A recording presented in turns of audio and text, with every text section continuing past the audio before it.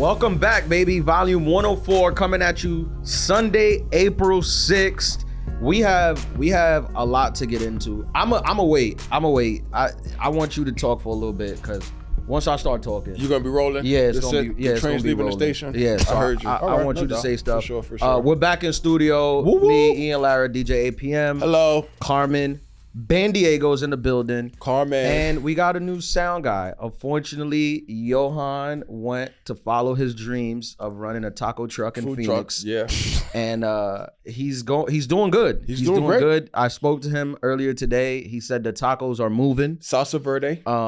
Yeah, he said if you're ever in Phoenix, look him up. Have you? I mean, you're a touring comedian. You've been to Arizona before. Oh, many times. Yeah. Have you seen? I'll be there again in August. Look at that. I'll see Johan. I'll go visit the truck. You're staying at his house. Yeah. I think he lives in the truck. Oh, for real? Yeah. He showed me a video. He had like a bed in the back. Is it a double decker or no? It's just very simple. Okay. Yeah. Hey, man.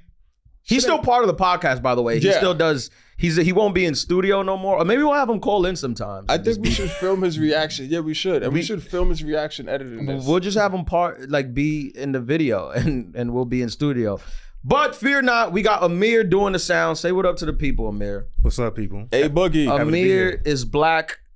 Let's get that out of the way first. Our people, they like to know the race of this people. This is the Diversipod. They like to know the race of our people behind the camera. But Amir's doing our sound now. Johan is still doing editing, so he'll still be part of the podcast. He's just not in studio no more. So shout out to Johan. Shout out. And que viva la raza. Whoa. Latino heat. But yeah, what's up, man? Man, I'm good, man. I'm dressed in all black. No, I was not out with Kanye. Just to let's get that off the table. I saw that interview. Oh my goodness. I'm good, bro. You know, happy to be back. Happy to be back in studio. The weather's finally transitioning in New York City, but it's also like going from 80 degrees to 20 degrees. So I have a little bit of a cold, but I'll be at. What we had, it was 80 degrees on Saturday. Yep. Were you guys here? I was outside in a major way. In a real way. In a real way? Was there frozen margaritas involved? Yes, among many things. And I went to McCarran, which is, for those of you not from New York, it's like a park in Williamsburg, Brooklyn. It felt like Woodstock. Like there wasn't a spare patch of grass. A lot of white people? Honestly, mixed. That wasn't Woodstock. What? Yeah, I guess you're right. Didn't feel like it was Woodstock at all. Woodstock. Didn't Yeah. feel like Woodstock That's a at all. t-shirt. But oh, that's not bad. That's not bad. Brooklyn's Woodstock. Brooklyn's Woodstock. We might have to blurt that out. Yeah. That's like any Saturday. But yeah, the entire city, I was like, I couldn't think too much about how many people were outside because I was like, I'm going to freak out. Like the sheer amount of people on public crazy. Transit. Nuts. Yeah. And women scantily clad. Oh, yeah. I wasn't wearing a bra. Yeah. You don't wear bras though. What? Yes, I do. Oh, I thought you said you didn't. I'm looking to wear less. Is there a certain temperature that's just like, okay, no bra check? By the way, speaking of the no bras, I have to say, I'll get into everything, but I was in Tyler, Texas this weekend. Shout out to Tyler. Shout out to the Rose City Comedy Club. 2 hours out of Dallas. I flew into Dallas, drove down to Texas, had some adulterers come to the show. Shout out. They say hello to Carmen, APM, and Johan. Shout out. They didn't know you yet, but they said hello. I think one of the girls' names was Tanya. Okay. If I remember correctly. Shout out to Tanya. She was from Canada and she'd moved to Tyler. Yeah. Wow. I didn't ask. Okay. But she went with her friend. She said she was a big adulterer. That's she listened fire. to the pod. She asked about APM. She said she likes Carmen. And our other friend of the pod, Taylor, shout out to Taylor. I met Taylor in Tyler. And she's a pod listener, loves the pod. Shout out to Taylor. She's up on it. She knows what's going on. And she doesn't wear bras. Oh. Wow. Which, it's kind of like what we push here. So it was Tanya, Taylor, and Tyler. And Tyler, yeah. I didn't even put all that together. Yeah, it's okay. But shout out to all the adulterers. And Carmen, you're becoming like, people are like starting to like you. You're a fan favorite. I was worried it might not ever happen. Yeah. People don't like change. No, I knew you. You're an acquired taste. I said that from the beginning. And people don't like change. Yeah, I said that from the beginning, but I've had a couple people. I even had some DMs. People be like, "Okay, I'm starting to like Carmen." So I don't know what you're doing. I don't know what you're doing, but keep doing it. That's good. That's people good. are definitely changing their tune on you. Yeah, that's good. You came in hot. It was during the election. Election season. Yeah, was it? I don't know what that when means. Did you come? When did you start? I think it was like last October, but I'm also like, I'm like, I'm not gonna like, if you're asking me insane questions, I'm just gonna be my personality, and if people don't like me, well, that's the thing. I think when it comes to podcasts, I think people don't like it when you withheld like information on them. People just want you to like answer. Sometimes people be on podcasts and they'll be like, you ask them something, you'll be like, I don't want to. People don't like that. People want to hear, even if you make it up, they just want to hear like the worst things about you, and you have like a lot of bad stories. So I think this is what. This is why you're growing on people are identifying. Yeah, people with? are identifying into like. That's the thing on podcasts, in radio. Failure is good. It's great. I've made a living out of failure. It's like, great. I've made a living out of like failed dating stories, miserable flights, miserable traveling stories, and this is what people love about me. Bro, because most of life is actually failure. Yeah. Like when you think about it, it's not ESPN, it's not Sports Center all the time. Like there's a lot of failure involved. So that's what I appreciate about comedy. We're like the one craft where failure is encouraged. It's motivated. Like in everything else, like in music and rapping, you gotta be like, I'm the boss, like I'm the king, I got so much money. But in comedy, you can be like, I'm a total loser who can't keep an erection. And people are like, I like this guy. This guy is transparent. Because it's more, failure is more relatable than success. Yeah, no one listening to this is successful. 1000%. So they're definitely not gonna relate. And then, success is relative in the sense of, all right, like you might be successful in New York and then you might, and on a grand scale, like that's a big success, but then it's also like, you're not making shit, you're not doing anything. Right. So then it's just like to somebody who's in like, the middle of wherever they're at, and they're just like, nah, I'm going through it. And this guy's talking about going through it too. So I like that I can relate to that. And that's the good part about adulterers. The adulterers are just like us, they're habitual losers that are due for a win, and that's why they listen, because the win is coming. And then they can feel that it's coming. The win is coming. T-shirt. That's a t-shirt. Yeah. That's so what's good. been new with you, man? I feel like in the last few episodes, we haven't really that's good. kept up with what's going on with you. And people want to know. People are saying that. Hey, man. Hey, what's up, Adulterers? I'm out here. I'm dressed up today because, like you said, going through real life, I have a corporate event that I'm DJing afterwards. Whoa. Yeah, and it's kind of like it's at a really dope location at Rockefeller Center, very, very high up. Rockefeller Center. Yeah, I've been there. You know what they filmed there, right? The Tonight Show. Yes, sir. With Jimmy Fallon. Yes, sir. Will this be your 34th floor? I've done it 4 times. Okay, I'm going for 5. Yeah, I'll do 5 this year. Okay, I just gotta write some Tonight Show jokes. A lot of the stuff I've been writing right now is like too dark or really cursy. Why? Are you in a dark mood? No. It's not dark in a bad way. Just not Tonight Show. Not Tonight Show. All right. But yo, darkness comes with adulthood too. Like I feel like I've been toying with the darkness a little bit. I mean, we're all dark except Carmen. No, she's dark inside. Yeah, but in the outside, very, very white. There you go. But that's what people tune in for. The darkness. This is like people listen to us because one, we're black guys who are very in style thanks to the Kardashians. Oh, of course. And 2, because we keep it real. Can we pause right there? Yeah, please. Did they make us hot or did we make them hot?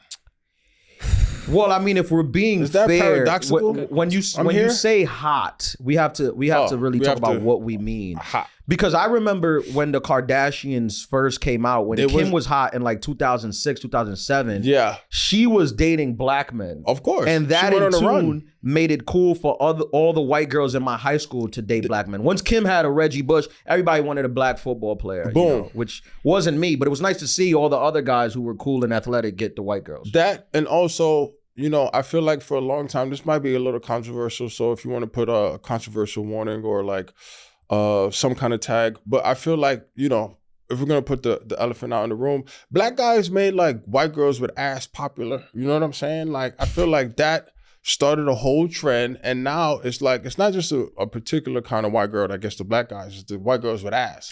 I'm going to be honest with you, though. I don't think it could have been done without the Kardashians. Of course not. Kim, no, she I think Kim is an ally that we must, like when the history books are written, we have to give her credit for what she did for the culture. For girls with ass? Yeah, for the culture. Okay. She'd really made it. And it wasn't just black guys. It was like dark, it wasn't like, we're not talking about like, Chris Brown. We're talking about dark yeah, men. For sure. She really led the way. Trailblazers. Yeah, she really did. To an NBA sponsorship. Yeah. Kim, she's a friend of the pod. If you ever want to come on, Kim, icon. You're welcome. We'll shoot around your schedule. Icon. We'll go to LA. We'll go to LA. Yeah, for sure. Isn't that cool? Like some people are so big that if they decide that they want to film, we have to fly all production there, and we would do it at the drop of a heartbeat. Yeah, absolutely. That's insane. Being that type of famous at her house, worth it. Absolutely. To see inside that house. We're like, if Kim Kardashian reached out to the pod and was like, "Hey guys, I've heard you guys are been failing your whole life. I want to give you guys a win. I'll be on your podcast." Is there anywhere on the planet where she could be like she's at where we wouldn't go? Absolutely not. And also, like you said, the win is coming. Please continue. We could go to. Kim could be like, "Yo, I'm in North Korea right now. Like, but I could get you guys passes." I was thinking in the Middle East. I'm like, I don't know. I like record the a Middle East. podcast. I like the Middle East. We're going. I've been to the Middle East. I mean, Dubai is in the Middle East. We're going. Yeah, I was thinking more like conflicts. Conflict like where? Zones. Like Iran? Yeah. Iran's good. We'll be in there. They're good. It's podcast friendly. I want to meet Chris too. Chris who? Chris Jenner. Oh, a lot of the Middle East people now, a lot of the Middle East countries want to like Saudi Arabia and stuff, they want to bring in tourism. So they're just like allowing a lot of stuff that they wouldn't allow. So we can just go up there and like, you know, shake women's hands and they're like, that's cool. That's cool. You know. So yeah, so what'd you get into last week? Last week, I got into a lot. I actually got into my soft girl era, and I'm just playing. Wow. I see that's what's actually, it's funny. I'm off social media. I've been off social media since the start of Lent. Yeah, I was gonna say we need you back. We need you to start promoting these episodes. I know. I'm coming back. People just delete social media. Like if you delete social media, a lot of times, for all intents and purposes, you are dead. Yeah, exactly. You are not living. One of my boys deleted social media. I haven't spoke to him since. He's like one of my closest friends. Yeah. He texted me like, "Yo, I'm deleting Instagram." I said, "So this relationship is done." It's done. I'm not sending you memes. I can't send you fat asses. It's over. It's over. Yeah. Nah, but I needed a break, man. It was just like too much. And then it's funny, if we're really getting into it, like I'm at that point of like, man, like I got to start making changes of operation or like freeing up some mental space, because like I gotta like figure things out, you know. I got a lot of good things happening at the same time, but at the same time too, it's like, you know, when you get to that position of like I gotta kind of like be sharper, I gotta make better decisions, and like the only thing that I have to correlate to it is like being an athlete. When you go from being okay to like I'm starting to get better, like if you wanted to have a better jump shot, you spent all summer just shooting, and like eventually, like even if you missed a lot that you made that went in, you got better. So I'm at that phase in life right now. You know, I have to tell you being off social media, like 8 p.m. posts on his stories. He's a good follow. And he posts on his Instagram stories at least once a week. Graphic of nobody cares, work harder. Yeah. And it's like hysterical because it's the same graphic every time. But every time I see it, I'm like, that's so fucking true. Go to the gym, Carmen. I've been missing you on there. I've been falling off. Yeah, and I was just like, nah, I'm out. Like it's actually like a challenge, because I noticed myself just randomly scrolling on shit that I really don't care about. And it's just like, that's Instagram. Yo, bro, you know you got things that you actually have to get done. Like you need to do, you know? Like I'm in between opportunities right now. I got laid off like everybody else for my day job. So it's like, you know, all right, the other opportunity is coming, but you can't sit down and wish. You gotta like get out of your comfort zone. I'm going to networking events where I had gotten comfortable because everything was going well. You know what I'm saying? And then like now I'm having to learn new skills, like transitioning to the position that I want to transition to. And that requires work. That requires a lot of like focus. Yeah. And it's very interesting because I'm at that point where it's just like, nah, social media got to go for right now. But then at the same time too, it's like, you know, we got to get that win is coming. T-shirts coming soon. You know, we here at the Adulthood Pod, we love a transition. I mean, no one is more pro-trans than us. we support it on all facets. And I think that if handled correctly, getting let go from a job can be the best thing that happens to somebody in their life.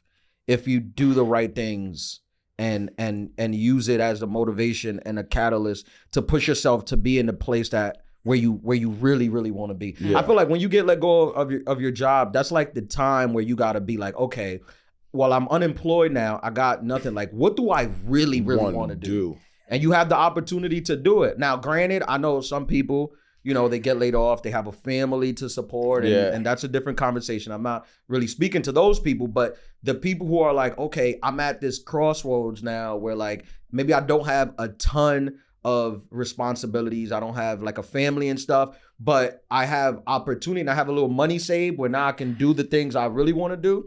I always talk about the video that I saw of Doshi, like when she got fired. I think she worked at like Chipotle. In like 2021, she got fired from Chipotle, and she literally made like a Instagram video that was like, hey guys, I just got fired from Chipotle. I think I'm gonna start taking the music seriously.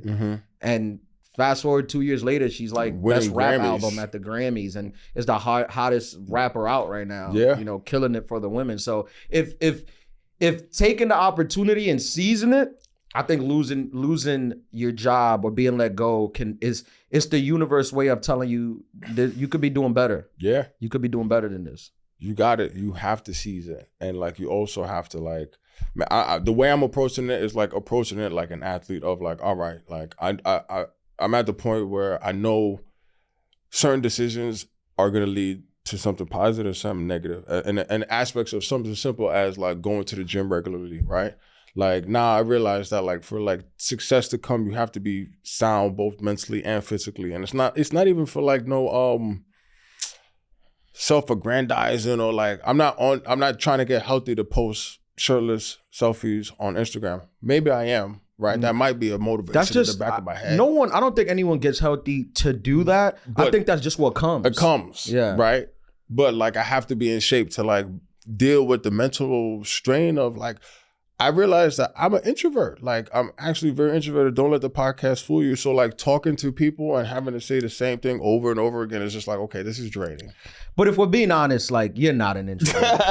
You're not. People, like, a lot of people like to say that, but they're not. Like, real introverts are, like, that's a real thing. Like, where they can't speak or be around people. Yeah. But it's like, you like your alone time. I respect it more. Yeah, that's fair. That's fair. But I think there's like a middle between like, you know, an introvert. You're like, you know, I'm an introvert. Fast forward to like you in the middle of a club, shirtless, like doing a helicopter. You're like, I don't really like people. I don't like to be around people. Another one. You're doing shots at the club. That's the story of my DJ life. Booth. That's the story of my life. No, but it's you. This podcast could very well be called Level Up because that's what we're about. And we start from the bottom and we figure out how to elevate ourselves, and sometimes it's through tough love. I'm the giver of it. I'm the tough love giver. You need if you ever need. By the way, adulterers, if you ever need somebody to tell you about yourself and how poorly you're doing, send me a DM and unblock your page and let me go through it. We need to monetize this. Like, you need to be on that Cameo app, but under a very specific category of like, do you need your friend whooped into shape? Yeah, like a motivational, but like not positive. $50 for a minute. Yeah, send me $50 and I'll read you for filth. And I do it to myself. It's like that's a Virgo thing. They say. Really? Yeah, like Virgos are like radically. They say like honest. Yeah, like they like don't ask a Virgo if you don't really want to know the answer. Are they like children? How? Like, because children like, they don't know how to lie. Yeah. Until like the age of 5, they're telling you you're getting the truth. Yeah. I've gotten nicer though. I used to like I don't say things in like the meanest way. Obviously on the podcast, you know, you're trying to be funny and the adulterers get it, but I used to say it in real life, like in like a mean way. And I used to be like, what? It's just like the truth. It's the truth. Yeah, you can't weaponize the truth. No, but yeah, you gotta. I'll soften it now. So like, if you're like a total loser, I would be like, you know what? You're not like you're not like a total loser. You're like a semi loser. You're in progress. Yeah, you're a work in progress. You know where you are. You're like, you know, like like when stuff is under construction, but you're not a building yet. You're just like a demolished landfill. But there's potential. Once we clean up all the garbage from your life, we can start building. Bro, that doesn't sound bad. Yeah. You might have a future in this. Yeah, you know. We record a couple of tapes. What's the number? 347-378-9423. And also, don't hit me up talking about how I'm a loser, because I'll be the first one to tell you. So I don't need that. I do it to myself. Person edition. Huh? Yeah. I said it's like Extreme Makeover Person Edition. Where's that show? Yeah. We'll come in and 2 people that don't have their life together will come in and fix your life. God, it's a great idea. Yeah, Can I get PA on it? Yeah, absolutely. Of course. We got to sign the release though, because what if they don't fix it? Then that's not on us. Well, speaking of heights, do you want to go into the origin of your merch? Oh my God. Yeah, we got to get into this because I'm gonna go out on a limb. I'm gonna go out and say this. I had, without a doubt, the greatest time, the coolest 48 hours of my entire life. It was a little longer. It was what? Maybe like 50 plus hours. I had the coolest 50 hours of my life. Can I just take off my shades and enjoy story time? Like, what's up, man? So let's go. So we got any snacks for the people that don't follow and don't know what happened to me? I got to start from the beginning. Started from the bottom. Now I'm here. So about 10 days ago. What's today? Today's Wednesday. No, so maybe about 2 weeks ago. About 2 weeks ago. 2 semanas. I get a phone call from a good friend of mine, Cypher Sounds. Cypher Sound calls me. He's like, yo. He's like, yo, what's good? I'm like, chilling, what's up? He's like, what are you doing next week? I said, I'm on the road in the weekend, but during the week, I'm just doing spots here in the city. Why, what's up? He goes, Dave wants you to come out to his club.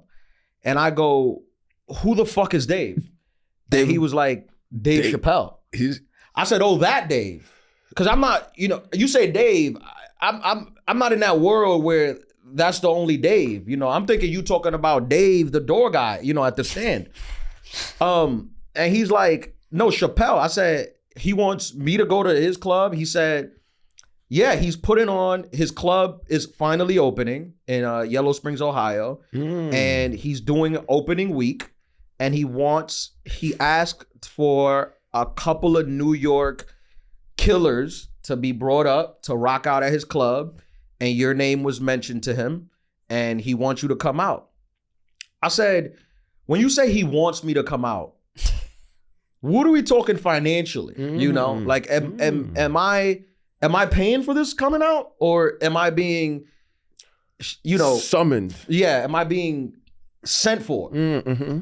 And he was like, "Nah, you're being sent for. Like you." Ooh. I said, private. He said no. Oh, okay. So I was like, okay. You got to establish the parameters. You got to know your worth. Know your worth. Totally. Know where you're getting to. Anyway, know your worth. The win is coming. Yeah. So I say private. He said no, absolutely not. I said, okay, I'll go coach. That's not a problem. Where am I staying? He goes, Dave's house. I said, who's Dave? He said, Chapelle. Because again, I'm thinking he's thinking Dave, his chauffeur. Okay. That has a house and I could stay there. He's like, no, Dave has a house in Ohio. He bought a couple houses where his friends can stay when they come visit him because the town doesn't have like a real hotel like that. So I said, okay, I'm down. Who's going? And he tells me it's me, you, Saif, me, and 3 other comics, Matt Richards, Caitlin Palufo, Daniel Simonson. Shout out to Matt. Funny comics. I said, okay, this is a good group. I know all of them. This is a good group. So I say, yeah, I'm down. He said, okay, I'll send you all the flight information. His name. I don't think anything of it. Because I'm like that. When I hear stuff, when I have stuff that people get like really excited about it, I decide I'm going to cross that bridge when I come from. I'm not going to set up my expectations for what this is going to be, and then it doesn't turn out to be that. Right. So, and to build off that, because you're not thinking about that, that's probably why you forgot to think about asking for a +1. But anyway, I'm sorry. Right. I mean, I'm gonna be honest. When I heard about it, I didn't even rationalize how it was real. I'll get to my point in the story as we continue. I didn't even think it was real. I remember I told a couple people and they were like, "What? This is insane." Yeah, that's hard to comprehend. And I was like, "Yeah, I don't know." And people were like, "Well, what is it gonna be?" And I'm like, "I don't really know. I didn't ask no question." This is why I think I get invited for. Smart. I don't ask questions. I'm not the guy that's like, "What?" I'm just like, yes or no. If I can go, I'll be there. I'll cross that bridge. How many minutes? You'll figure it out. Right. You'll figure it out. So it was supposed to be for 4 days. It was supposed to be for 4 days. But I had the weekend scheduled already for Tyler in Texas, where I was supposed to be there Friday, Saturday, come back to New York Sunday. And there was a part of me that was like, I could cancel my weekend and just spend the whole 4 days in Yellow Springs with Dave. But then I was like, I think me knowing Dave for who he is, I think he would appreciate more the fact that I was leaving to go work than decide to cancel work to have like a quote unquote fun time in Yellow Springs. So I was like, I can only do 2 days. And he was like, no problem. Dave said, come down for 2 days and then you could leave Friday. So they booked me my flight from New York to Ohio. We went to Dayton, and then leaving Dayton to Dallas when I leave Friday. So the day comes Wednesday. I head to the airport. I'm flying American. They booked me American. I'm a Delta guy. I don't even know. I can't even get into American. I don't even know what's going on. We need a sponsorship. I don't disaster. Know. Yeah, I don't know what's happening over there. Definitely like I'm there like a judgmental. I'm like, this is how y'all be flying, you know? No. But it's fine. I see the other comics at the airport. I run into Caitlin and Daniel, and we got there's like 4 people on the entire plane. We almost flew private. It was almost private. It was almost private. It was private. It's an Ohio PJ. Was it at least first class or? It wasn't first class, but the plane was empty, so everything is first class. It's private. It was like 6 people on the flight, no exaggeration. It was private, including 3 of us who were comics. Perfect. So, we're all on the plane. We're all like, it was chartered. Yeah, we could say that. You could say that. Plus, 3 other 4 families, 5 people. Yeah. Okay.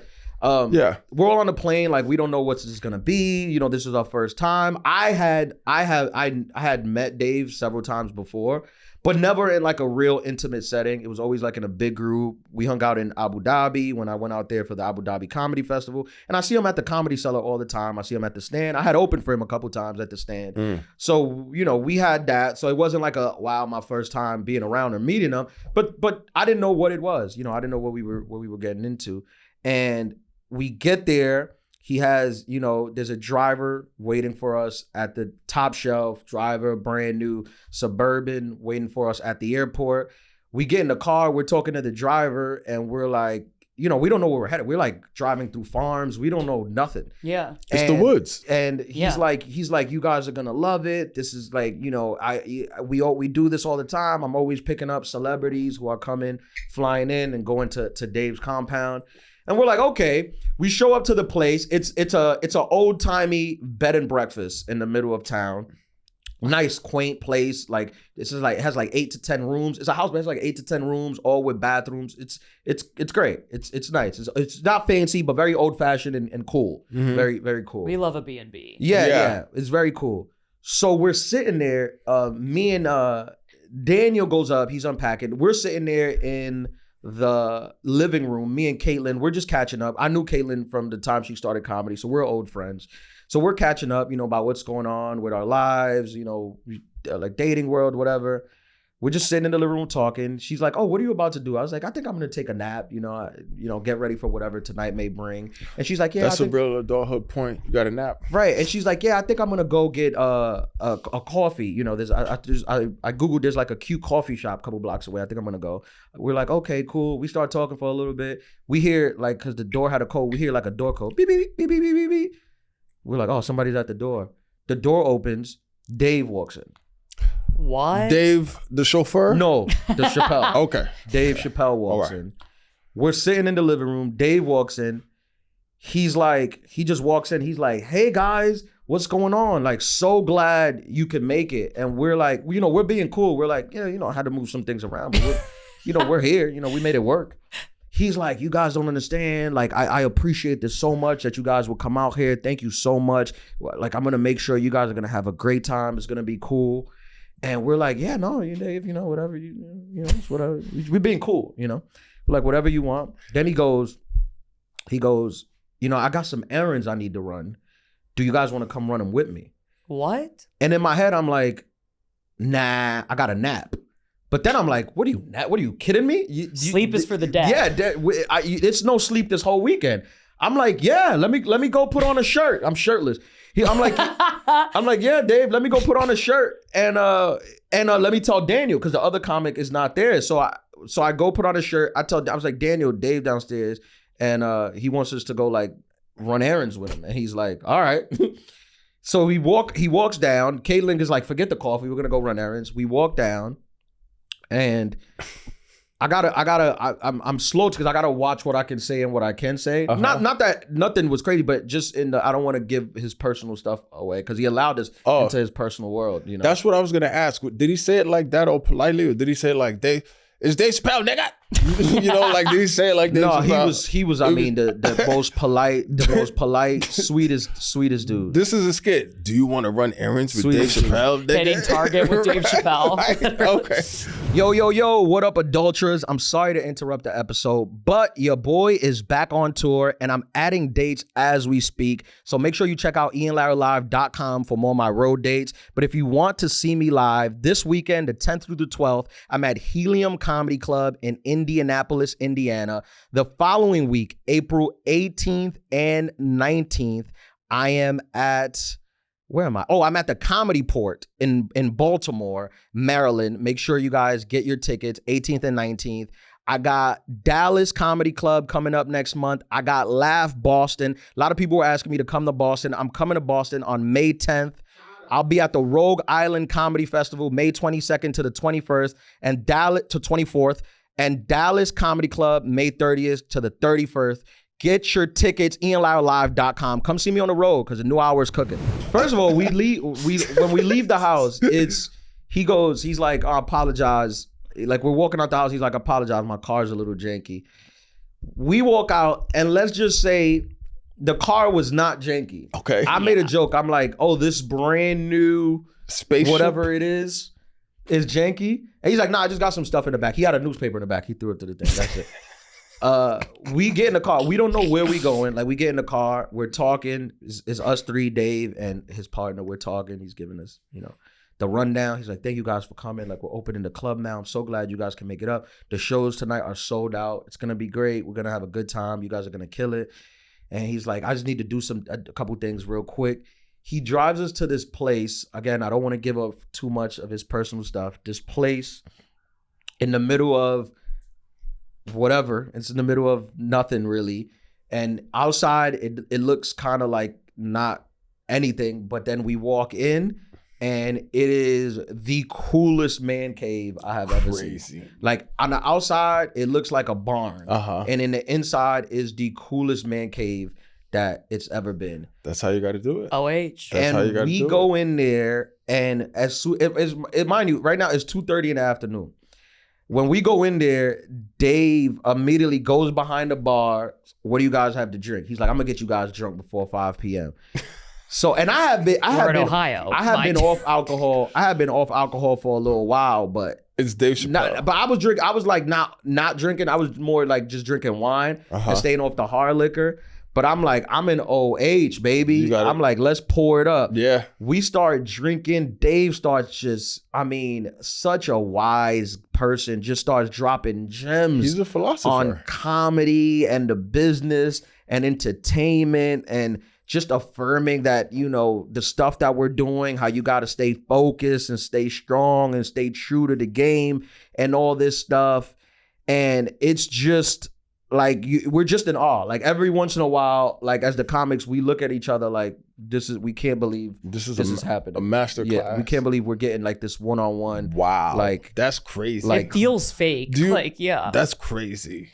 What were you gonna say? Do you understand like how crazy that is? Like it's insane. I mean, his whole place is full of photos with like the most notable people to ever exist. And he's given us a rundown of like this. Like we took this photo here. This person came out to Ohio here. We took it here. We took it here. Was he smoking a cigarette the whole time? I don't think he ever was not.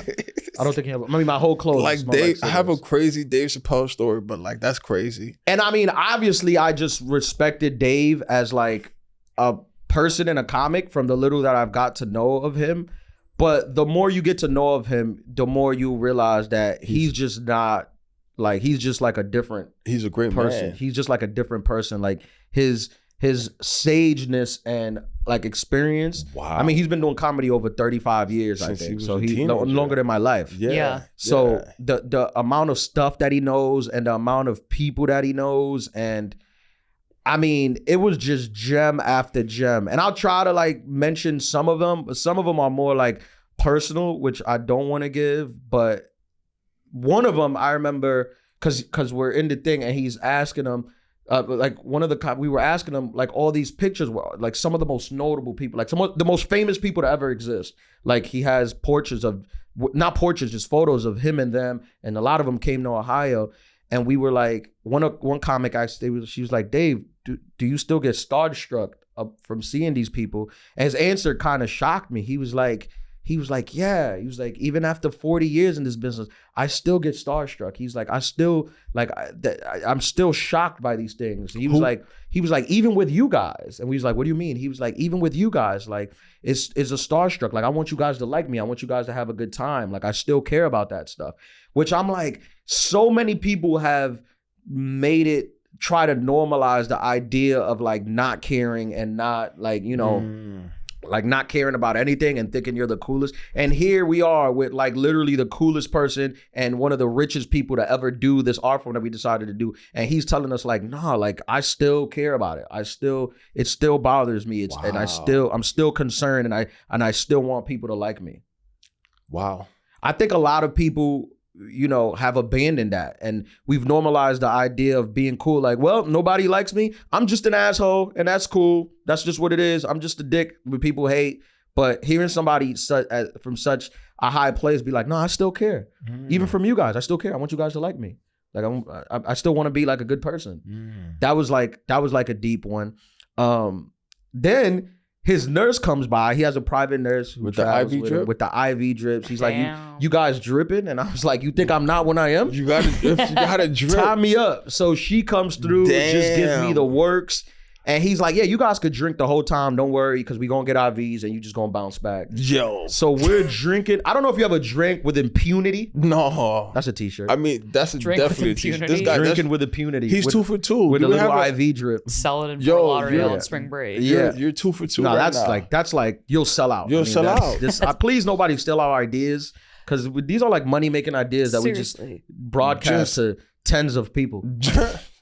Bro, you're on fire right now. Yeah, no, like he drinking with impunity. I mean, that's the album.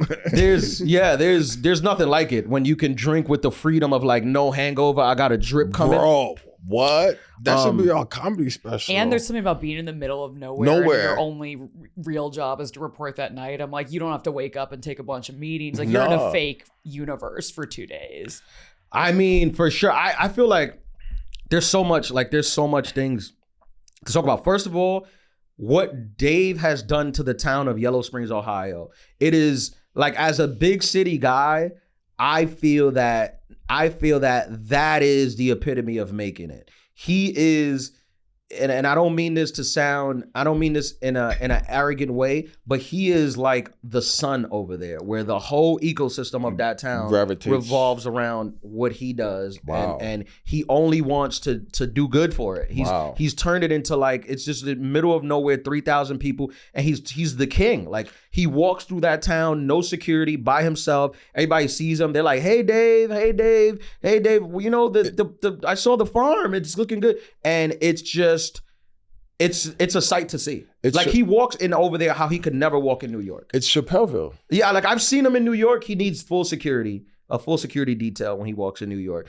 Over there, he's by himself. It's also like being from the Midwest and knowing he did this in this town. Like I'm from Cincinnati, but like I'm from a little bit further out. It's like, what I really respect about him is being from the Midwest. I'm like, a lot of people like to make jokes and money on assuming that the people in the Midwest don't have taste. It's like not true. It's just we don't have the infrastructure. Like if you build it, if you build quality comedy clubs, if you build quality amusement parks, gyms, restaurants, people will come and they want to spend their money. They just haven't had the option before. But then at the same time too, I feel like he does it intentionally because it's people not going. You know what I mean? Like you can still feel like a normal person. Yeah. I feel like that has to, he must emphasize and like respect that too, where it's just like, I'm at just being in New York and having to like, it's kind of crazy when you're that humble of a person, but you have to walk with a security detail. Like you could lose your human side, your humanality. I don't even know if that's a real word. You getting emotional? I think so. But nah, because to hear you say that, where it's just like, he kind of just wants to feel like a person. You know what I mean? He's in his hometown. Yeah. I used to have a reservation about using the term GOAT because I was like, what is a GOAT? What is that? What is that? There's so much talented people in this art form and in every art form that I'm hesitant to give the title to somebody of the greatest of all time. This is kind of random, but like, you know, we had the empanadas. I feel like I would do a curry goat empanada if we had the oxtail. I'm sorry. You're talking about goat. I'm sorry. No, I hear you. I got hungry. That could be ours. I'm sorry. I'm from Flatbush. My bad. No, I hear you. No, but the greatest of all time. Damn. Now, I feel like he has to wear that crown. Like that crown. That is he. That is his crown, because obviously what you see him do on stage is, and I don't care what you think about, if you're listening to this, I don't care about what you think about like maybe certain specials or certain things. Maybe, you know, a lot of people get offended, you know, with the trans or whatever the case may be. I don't care how you feel about that. Pound for pound, like when you see this man work, pound for pound, you understand why he's so good on stage at what he does. He's a master. Like he's a master. He's a Bruce Lee level. I was gonna say, of comedian. He's a black belt comedian. I mean, he's like by far. But aside from, I mean, I'm not. This is no secret. The people listening know this. Yeah. But the gold crown just comes from like what he does for other people too. Like, there's a level of superstardom there's in sports where, especially like in a sport like basketball, where it's like, we already know you can score 40 points every night, but how are you making the team better and the league better? And you're a practitioner. Right. And he's doing those things. So I have to give him his flowers for that. Wow. And just to like, I mean, there's so much different things to touch on. I feel like a lot of the stuff within like the next few episodes, I'll probably be getting into it more. Wow. Because I just can't break everything down. Yeah. To think. But let's just say, if you have the opportunity to go to the YS Firehouse, the Yellow Spring Firehouse, that's Dave Chappelle's club, the Yellow Spring Firehouse, this thing is going to be sold out every time. So really, if you ever have the opportunity to get tickets. He has so much people, like so many big names come into this small town. I think it's like 300 seat room. You're going to get to see, if you're anywhere near the Midwest, you're going to get to see, if you're up on it, follow the page, some of the biggest, like the people you would see in Madison Square Garden, you're going to get to see them for an affordable price in a 300 seat venue in the middle of a small town in Yellow Spring, Ohio. That's crazy. Because Dave Chapelle is making that possible. Yo, that's crazy. And the fact that like you're announcing that too, like, that's even crazier. I mean, that's incredible. We were sitting with him in his man cave when he made the announcement to the world. Like, he literally pulled out his phone and makes the announcement to the world that the Yellow Springs Firehouse is open for business. We worked with him on like, we're literally sitting there with Dave Chapelle trying to brainstorm like what a good caption for it would be. Yo, he's like, I hate social media. This is crazy. He's like, I hate social media. What do you guys think is a good caption? So we're all throwing out caption ideas for him. Like, what about this? What about that? What about this? Yo, that's crazy. Like, he posted video on his page and the Yellow Springs Firehouse Instagram. He posted simultaneously.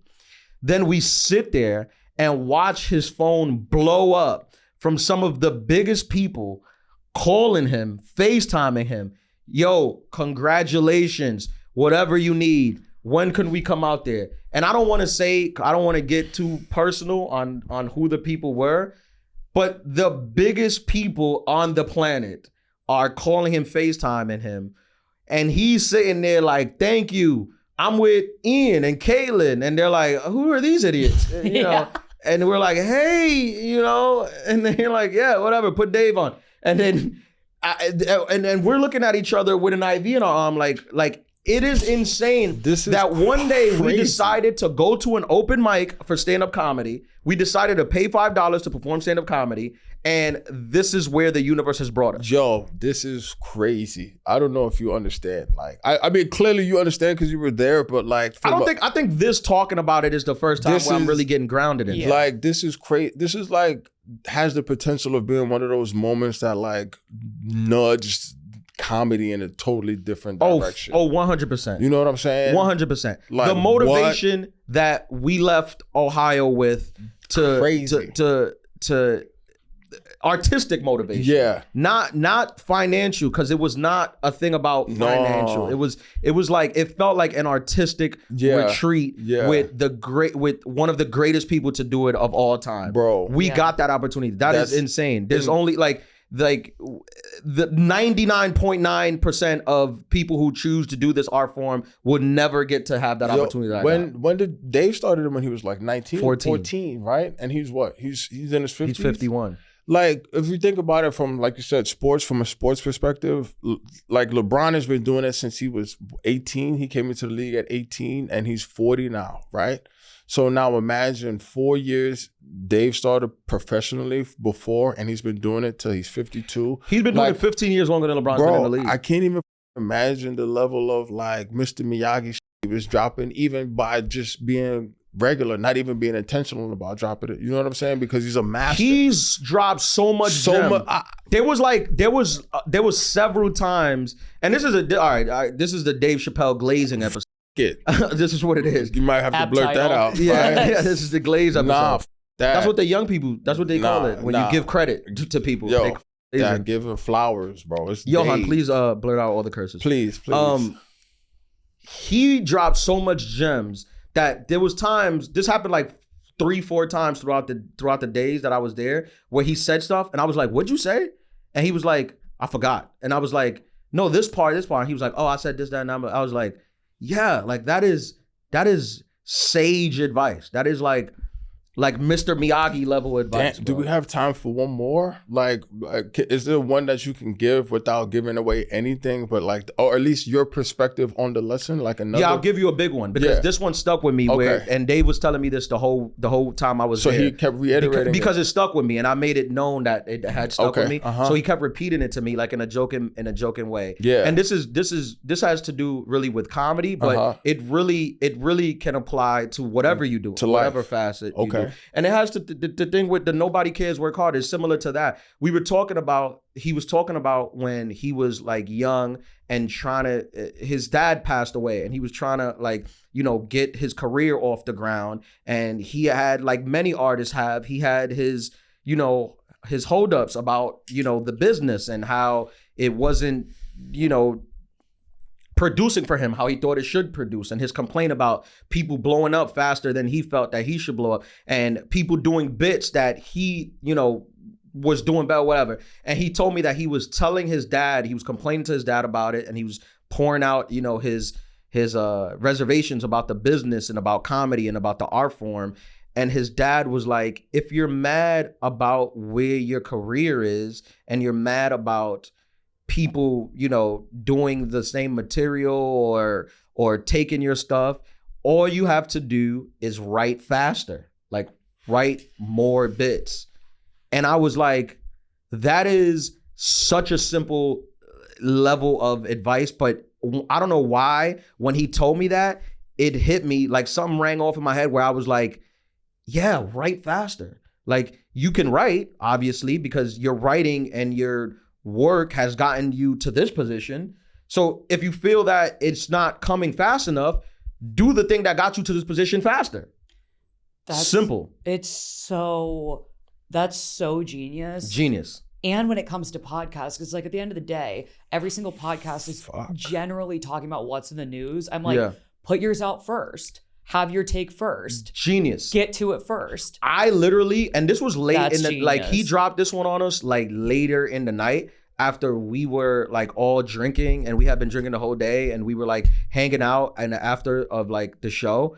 And I literally like, it shocked me to my core when I was like, write faster. Like, yeah, that is it. Like, just do it faster. Like, why didn't I think of that? Like, that is really, really genius. And the next day, I remember like, so the night rap, because I kept saying, I was like, yeah, write faster. Like, that's it. Just write faster. And then the next day, I woke up and me and Saif, we went to like get coffee. So I walked into a coffee shop in town and I just went to get a coffee. And Dave just happened to be walking by. He was running his errands during the town and he saw me in the coffee shop and he comes in the coffee shop and he's like, yo, Ian. I'm like, what's up, Dave? And he's like, write faster. And then he just closed the door and left. And I was like, hell yeah, Dave. And I was like, I can't believe this is happening. So he has a merch shop. He has the Dave Chapelle merch shop in town. Of course. And he sent us all to the merch shop. He was like, go to the merch shop, take whatever you want. Like, I didn't have enough luggage to bring the stuff back that I wanted. But I'm definitely gonna be back. Like I'm definitely gonna be back, and I'm gonna take bigger luggage this time. And I'm like, let me know. I'll like get my hometown friends to come out. Yeah, I'm not kidding. It's also such an epic idea where it is because like people will go into the woods for music festivals or restaurants. Why not comedy clubs? Right. And this is not like this isn't really the woods. Like what he has done for that town. It's the burbs. It is like that's my goal now. Like I'm a big city guy. I want to get famous enough where I move to a small town somewhere and turn it into Laraville. Yeah. That's what I want. And to talk about the shows, because that's why we went out. Basically, the whole point of Dave bringing us out, he wanted. He just got the club is open and he just got his liquor license. He has all these huge comedians and musicians coming out. This week Wu-Tang is there, just to give you guys an idea. He got like Justin Timberlake coming, and Justin Timberlake said he wanted to spend a week there. But before he opened the doors to all these huge names, he wanted some real comedians who are really doing this to go to his club. And basically, it's Soundcheck. It's basically an extension of the Soundcheck series where he wanted us to go there and work out the kinks of the club. Did they film it? Yes, this club is, there's not a club that's competing with it. It's just the top of the line. He has a 6-camera Netflix level shoot. Wow. On every show. So we're in the green room. He has an 80-inch movie screen in the green room showing what's going on in the showroom. And as every comic is up, it looks like it's the comic's Netflix special. Like it's that quality where you're like, this looks like his Netflix special. And it's genius because then it's like you're just gonna fly there and do your special, of course. And it's a genius idea. Is this like a thing, or should we talk about this offline? Because it's like, is this the next Netflix thing that he does with them? Like, you know how they like have a series? a series, or am I going too far? Am I reaching right now? Because Dave Chappelle's Soundcheck is incredible. Well, should I shut up? Not only does Dave do all the things that I just mentioned for us, and there's stuff that I'm leaving out because to. I don't have enough time to talk about all the things that he did for us. But not only does he do all the stuff that I previously named, but on the second day, he comes to us and tells us, guys, I didn't want to tell you guys this yesterday because I didn't want you guys to get like nervous or in your heads about this. But I have the executives from Netflix are flying in today. I'm flying them in today. They're going to come see the show. So you guys are going to have the opportunity to perform in front of the comedy decision makers of Netflix. Now, I personally, I already knew them because I had met them before. So I already had a friendly relationship with them. But the idea that somebody would, bring them up, because he could have brought them up when he had Chris Rock up there. Yeah. But he didn't. He brought them up when he had us up there and allowed us to showcase in front of him. And like, we were just like, we couldn't thank you enough for and we all been doing it long enough to know that in this business, like in most things, like nothing means anything, but everything means something. Yo, what if you were like a jerk and was like, hey, I'm not coming out unless it's private? Like, imagine if you would have been like a diva like that. That's crazy. Do you understand how special this is? There's no world where that would have been. That's crazy, right? Because I literally have never flown private in my life. That's crazy. It's loading. So the idea that I wouldn't have done it for this would have been crazy. Yeah. Wow. But just to talk about the shows for like a little bit. So Dave hosted the shows. So he hosted shows. So literally the show comes out. He has like a DJ play him up. Syph? People don't know. No. He got a local DJ who's fired too. I'm forgetting his name. I'll get the name for the next episode. But shout out to him playing all the tunes. And he like, I guess the audience thinks it might be like a warm up or nothing. But the DJ comes on. They like, everybody get your hands together. Dave Chapelle. He just comes out, like takes control of the room, starts killing immediately. starts bringing up each of the comics. We make the lineup. He starts bringing up the comics. Just giving a genuine introduction, like heartfelt introduction about, you know, each person. Like wow. On the first night, I think I went up first. No, I went up second on the first night, and it was tough. The first night, it was tough. Dave kind of buried me in that he was doing his like killer local material, just murdering. So damn, it wasn't bad though. It was fine, but it was a hard follow. Yeah, it's hard to follow. Yeah, even with his introduction, which was such a sweet introduction. Like he was like, bro, this is crazy. For mine, I wish I could get the tape of just my introduction, like just to have that. Like I would like to have that. Yeah, definitely get a copy. I would listen to that every morning. I don't think they giving them out, but I would love if I could get that. But just to hear him, his first introduction was like, to me, was like, you know, this guy, I didn't know him. I don't know him personally, but when I asked for, you know, some killers in New York, his name kept bringing it up and kept being brought up. And I wanted an opportunity to showcase him at this club. He's like, you guys don't even know the level of talent that you guys are about to see. Like this, like, forget about the famous people. Like, these are the people you guys need to know. He already has an HBO special, multiple appearances on the Tonight Show. Like, get your hands together, Ian, Lara, you know, and I'm like, wow, Dave, you know, that means the world. Thank you for the opportunity. You know, and I do my thing. And it was fine. I had a good set. It was fine. But the second night, you know, after the first night, you get to feel more of like the stage. You're like, okay, those jitters are out. And you're like, okay, now I know like what I need to do. And on the second night, the introduction even better. He's like, I had not seen this guy, but I watched him yesterday. And when I'm telling you, you guys are going to love him. So funny, like a guy you need to be watching. You need to be, has done Ian. I'm like, oh my God, this is like, I'm like a kid at Disney World. Yeah. Like, at the time, it moves so fast that you don't even realize like what you're experiencing. Yeah. And where we at in time, Amir? Yeah. 57. All right. Well, we'll wrap this up. Maybe we'll get into more of it. On next week's episode. One? So yeah. So tune back next week. I'll finish the Dave Chapelle story, and I'll tell you about Tyler, Texas, also. But can I ask some questions? Please. Though? Do you feel like comedy is in a new golden era? I was thinking about this earlier, just on my random like meditations, because like this sounds incredible, bro. Like it feels like comedy is in a space where it's gone through whatever life or society was going through with like the whole woke stuff, and then topics you can't talk about. Like I feel like we've gone through that uncomfortableness where now it's at an elite level. And like, do you feel like this is just like someone almost passing the torch? You know what I mean? Like I feel like you're about to go on a magic run. You know what I mean? I mean, yeah, it's tough for me to say if comedy is in its golden era right now.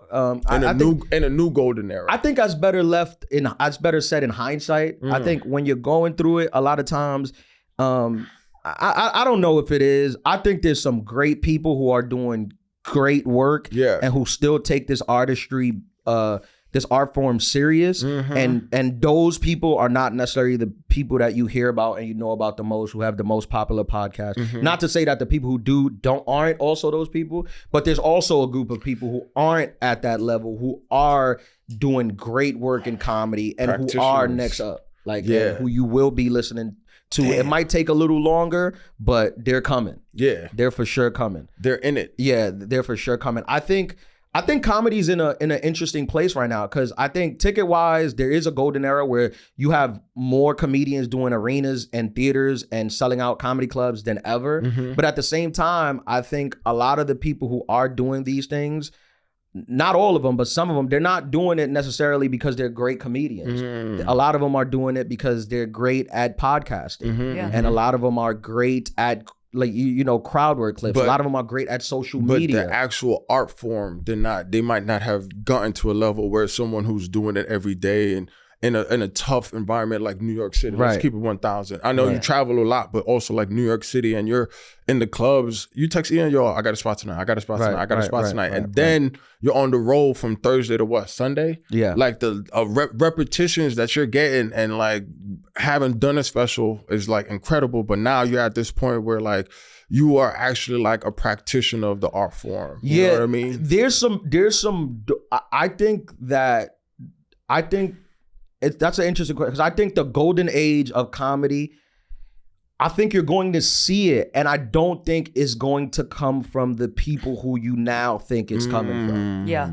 I think It's coming from the streets. Fame-wise is the most famous comedians ever. Like right now. Like more comedians are playing Madison Square Garden than ever. It used to be like, bro. It used to be like one or two people who would play Madison Square Garden. But now there's comedians doing it thing. And there's comedians at the top right now who deserve it and put in all their work and are reaping the benefits of 20 plus years of grinding out and working. But that's not everybody. There are also some people who have snuck in on the riding the coattails of them being, and I'm not taking it away from them, they're really, really good at something else. Yeah. That has made them these huge people on stage. But they were never they were never as good on stage as they were behind a mic or doing a street or doing some character that they do on Instagram. And shout out to all those people, because you still got to give them their flowers, because they are great at something and they have parlayed their greatness at whatever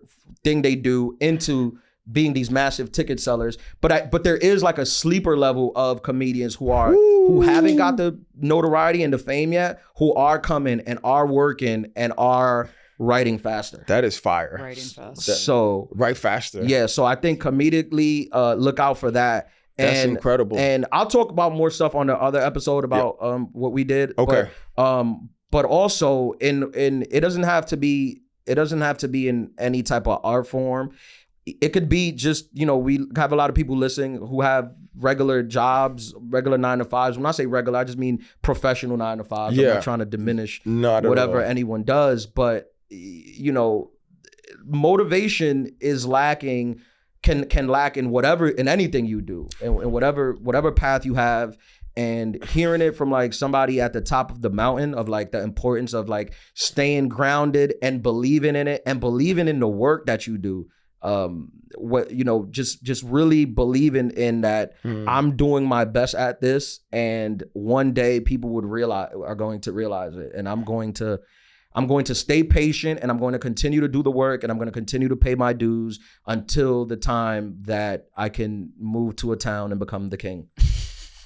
Ian Laraville. Yeah. Yes, sir. That's incredible. That's volume 104. Wow. 104. Yeah, we'll come back next week because I got more stuff that I need to get that I want to talk about. What a journey. But no, yeah, to everybody, I mean, everybody who listen, you're never gonna experience the stuff I've experienced. But that's a t-shirt. Yeah, but you can live vicariously through Adulthood podcast. And I'm like a vessel. I'm a vessel to relay this inspiration in whatever avenue and field that you are embarking on. If you need the motivation, stay true to the game. Did you just compare yourself to Jesus? Kind of. We have similarities. Okay. I'm not saying that I am Jesus. I would never say that, because that's blasphemous. But, no, we don't. But I am made in His image. Amen. Corinthians. Right. And to those people, stay true to it. Stay true to the art form. That's a fact. Believe in what you do. Yeah. And stay real, and don't look for shortcuts. In fact, drive straight past the shortcuts. Look at the shortcuts like you're on a highway, and the shortcuts, you don't know where they lead. You don't want them to take you off the highway. The destination is at the end of the highway. Damn. But the destination is irrelevant, because the important part is the ride. So make sure you enjoy the ride and stay true to it, and continue to believe in yourself even when nobody does, because that's part of the process. Damn. This guy just wrote a fortune cookie. Seriously, 80 fortune What am I supposed to? I can't even.